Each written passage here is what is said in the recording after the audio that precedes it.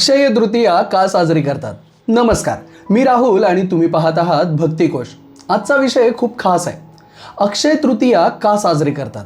बरं, या दिवशी सोनं खरेदी का करतात? अक्षय म्हणजे नेमकं काय? या दिवसाचा पुराणांमध्ये नेमकं काय महत्त्व आहे?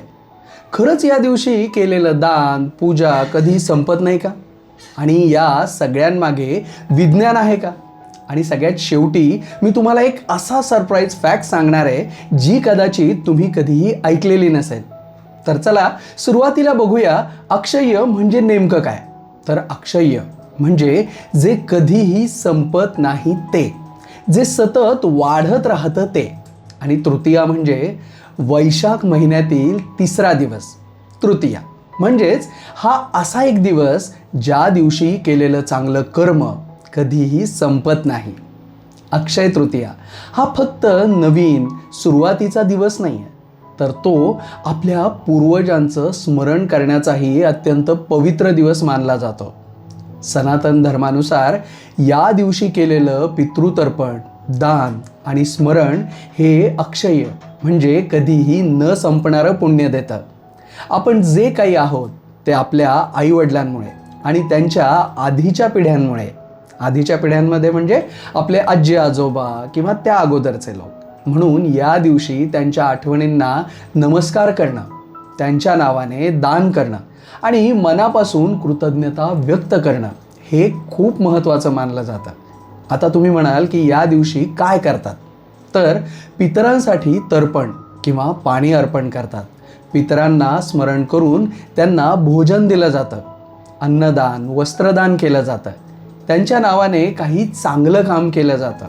असं मानलं जातं की या दिवशी केलेलं हे सगळं काम, हे सगळं कर्म आपल्या पूर्वजांपर्यंत पोहोचतं आणि त्यांचा आशीर्वाद आपल्यावर कायम राहतो.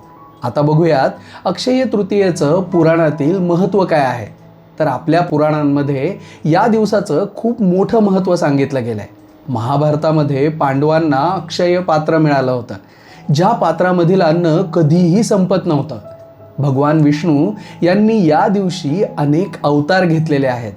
गंगामाता पृथ्वीवर अवतरली म्हणजेच हा दिवस समृद्धी आणि शुभ सुरुवात याचं प्रतीक आहे. या संदर्भात एक छोटीशी कथा सांगतो. सुदाम्याची कथा तुम्हाला सगळ्यांना माहिती असेल. सुदामा भगवान श्रीकृष्णांचा मित्र. तो खूप गरीब होता, पण त्याचं मन खूप शुद्ध होतं. एक दिवस तो श्रीकृष्णाला म्हणजे त्याच्या मित्राला भेटायला गेला. त्याच्याकडे काही नव्हतं, फक्त थोडेसे तांदूळ, पण त्याने ते प्रेमाने अर्पण केले आणि त्याच्या या छोट्याशा भक्तिपूर्ण भेटीने त्याचं संपूर्ण आयुष्य बदललं. हेच अक्षय तृतीयेचं तत्व आहे. थोडं दिलं तरी ते अनेक पटींनी आपल्याकडे परत येतं. आता बघूया की अक्षय तृतीयेच्या या दिवशी सोनं खरेदी का करतात. तर सोनं म्हणजे काय की समृद्धीचं प्रतीक आहे. या दिवशी घेतलेली वस्तू वाढत राहते अशी धारणा आहे. पण लक्षात ठेवा, फक्त सोनं नाही तर चांगले विचार, चांगले कर्म हे खरे अक्षय आहेत. आणि आता बघूया की अक्षय तृतीयेला विज्ञानाचा आधार आहे का. आता सायन्स याबद्दल काय सांगतं. तर हा काळ म्हणजे वसंत ते उन्हाळा संक्रमण, जेव्हा सूर्याची ऊर्जा सर्वात जास्त असते. शरीर आणि मन अधिक ॲक्टिव्ह असतं याच काळामध्ये. आणि याच काळात नवीन काम सुरू करणं, सकारात्मक विचार ठेवणं हे सगळं आपल्या ग्रोथला, प्रगतीला मदत करतं. म्हणजेच आपल्या पूर्वजांनी सायन्स आणि स्पिरिच्युॲलिटी यांचा सुंदर संगम केला होता. आजच्या काळात या दिवसाचं काय महत्त्व आहे बरं? आजच्या पिढीला हे कळायला पाहिजे. तर आजच्या जनरेशनसाठी अक्षय तृतीया म्हणजे नेमकं काय. तर नवीन सुरुवात करण्याची सुंदर संधी, सर्वोत्तम संधी, पॉझिटिव्ह हॅबिट्स सुरू करण्याचा दिवस, गिव्हिंग आणि शेअरिंग शिकण्याचा दिवस. आजची पिढी या सगळ्या परंपरा विसरत चालली आहे. पण बरोबर आहे, पण या परंपरा फक्त रिच्युअल्स नाही आहेत, त्या जीवन जगण्याची पद्धती आहेत.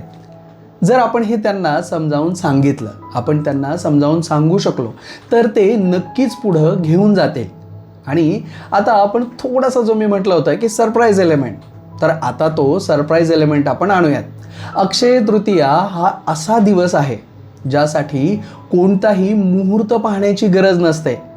म्हणजेच कोणतंही शुभ काम, कोणतीही शुभ गोष्ट कोणत्याही वेळेला तुम्ही या दिवशी सुरू करू शकता. अक्षय तृतीया म्हणजे फक्त सोने खरेदी करण्याचा दिवस नाही, फक्त पूजा करण्याचा दिवस नाही, तर ती आपल्यासाठी असलेली एक संधी आहे, सुवर्ण संधी आहे आपल्या आयुष्यात काहीतरी चांगलं सुरू करण्याची. म्हणूनच अक्षय तृतीया ही फक्त संपत्ती वाढवण्याचा दिवस नाही, तर आपल्या मुळांना, आपल्या पूर्वजांना, आपले जे सगळे पूर्वज आहेत त्यांना आठवण्याचा दिवस आहे. या दिवशी आपल्या पितरांचं स्मरण आणि त्यांच्या नावाने दान केल्यास ते पुण्य अक्षय मानलं जातं. म्हणूनच या अक्षय तृतीयेला आपल्या पूर्वजांचं स्मरण करा. एक चांगला विचार आपल्या मनामध्ये पेरा किंवा समोरच्यांमध्ये पेरा, आपल्या कुटुंबामध्ये पेरा. एक चांगलं काम करा, कारण ते कधीच संपणार नाही, ते अक्षय होणार आहे.